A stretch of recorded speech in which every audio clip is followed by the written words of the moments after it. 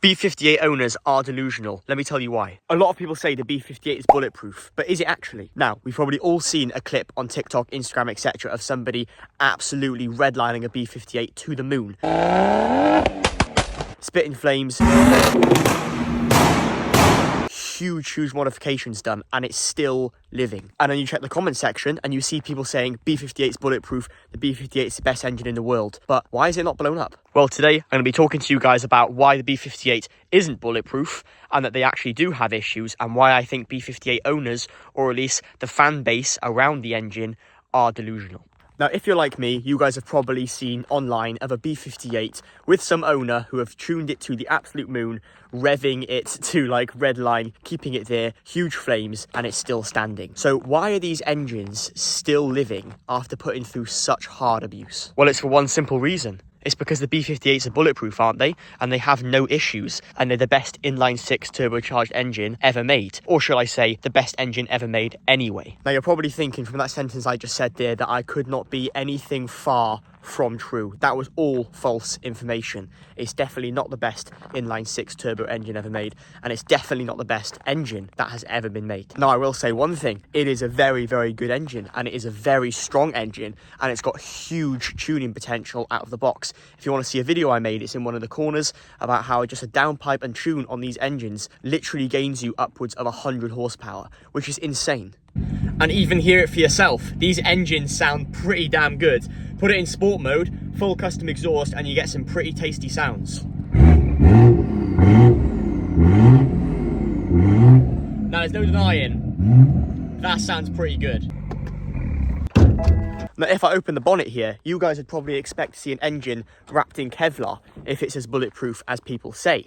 But you'll notice it's not. And I hate to break it to everybody, but here is the truth. To all the fanboys and all the fans of the B58s, they're not as bulletproof as everyone says they are. And they do have their issues. And I could go on to a list 10 of them, maybe 20 of issues that especially the earlier generation B58s have. But we're not going to be doing that in today's video because it would be a very doom and gloom video, and I don't want to bring you guys down. We're going to be listing some of the positives and also talking about why these engines aren't as bulletproof as people say. Now, with my engine and my B58, I look after it probably a lot better than most people. You'll notice there's no leaks around the coolant caps. That's because they're replaced. There's no oil leaks, and it's just a really well maintained engine. And like any engine, and I can't stress this enough, if you look after it, it's going to look after you. Now, let me ask you guys a question, and I want you to leave your answer down below in the comment section. Here's the story. It's a really cold winter's day. I start this car up, and I instantly get it off the driveway, and I drag it to the petrol station. It's cold. I bring it to red line.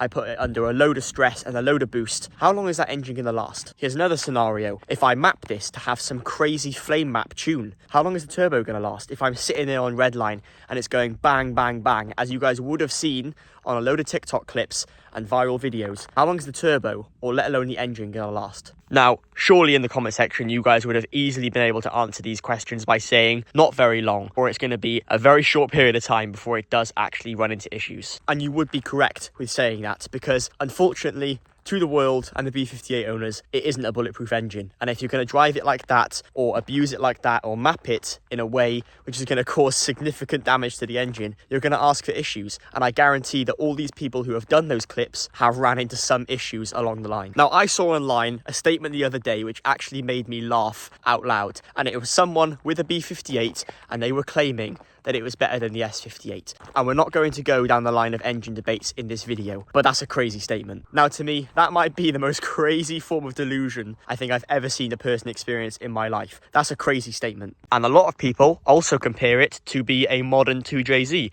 We all know how good that Toyota engine is, and that could be classed as a bulletproof issue. I'm no Japanese mechanic, and I don't really understand that level of engine as much as I do German engines. However, I'm sure that engine has its own fair load of issues. Now, I've said it before, and I will say it again. BMW were on something when they designed the B58. They were on a mission to create an engine that is extremely strong and very capable out the factory with a few modifications and a tune and downpipe like I've made in my previous videos. However, they know the limitations of it, and I think people are starting to realise that now too. So let's go over a few facts to back up the data in this video. The B58 came out to replace the very well-renowned and well-famous, I would quote it, N55, an amazing inline-six that sounded beautiful.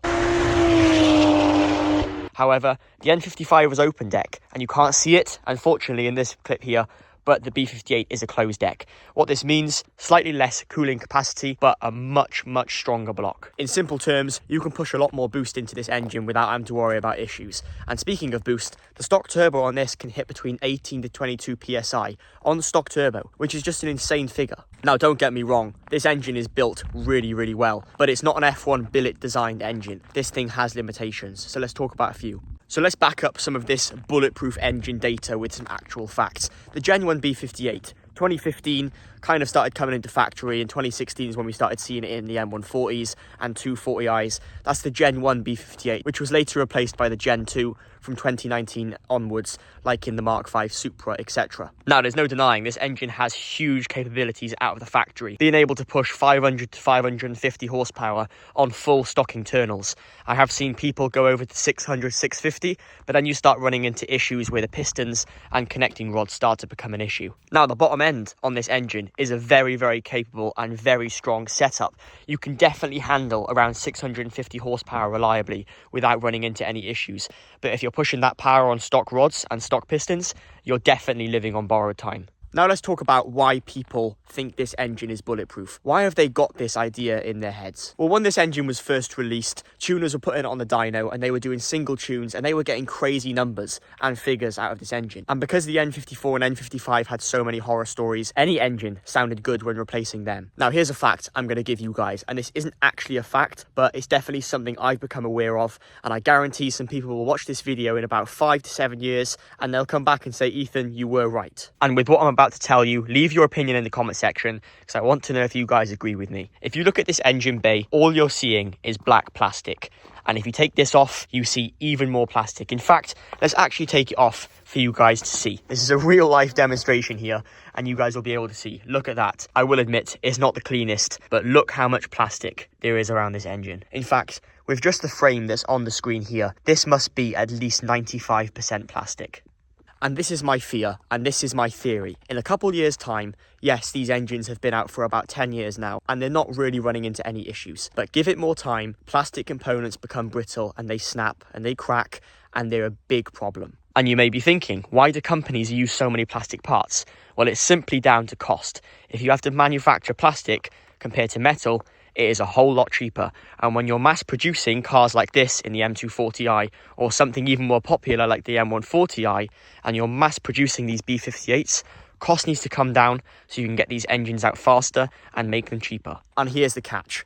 If you've ever tried to work on a car that has plastic parts like this and the car is slightly old, or it's had extreme weather conditions where it's cold, it's hot, or a lot of engine cycles where the engine gets warm, it gets cold, it gets warm, it gets cold, things become brittle and they break really easily. And I only thought about this when I was convincing myself to make the swap from my N55 to the B58. I was looking at the amount of parts that were plastic on the B58 compared to the N55, and it was just another level. On my N55, you could actually see some metal parts. You could actually see the block.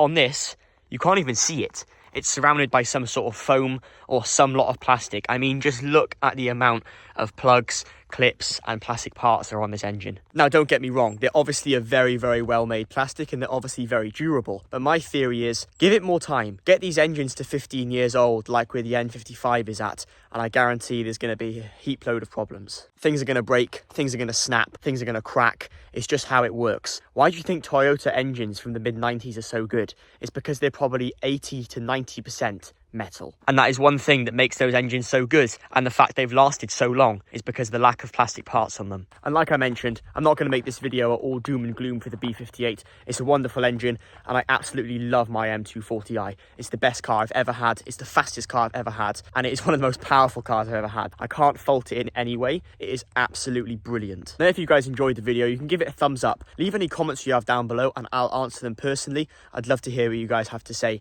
And if you want to see loads more content on the B58 and my M240i and the Stage 3 Polo 6C GTI, then make sure you're subscribed. And if your B58 hasn't blown up yet, congrats, you're running stock power like BMW intended.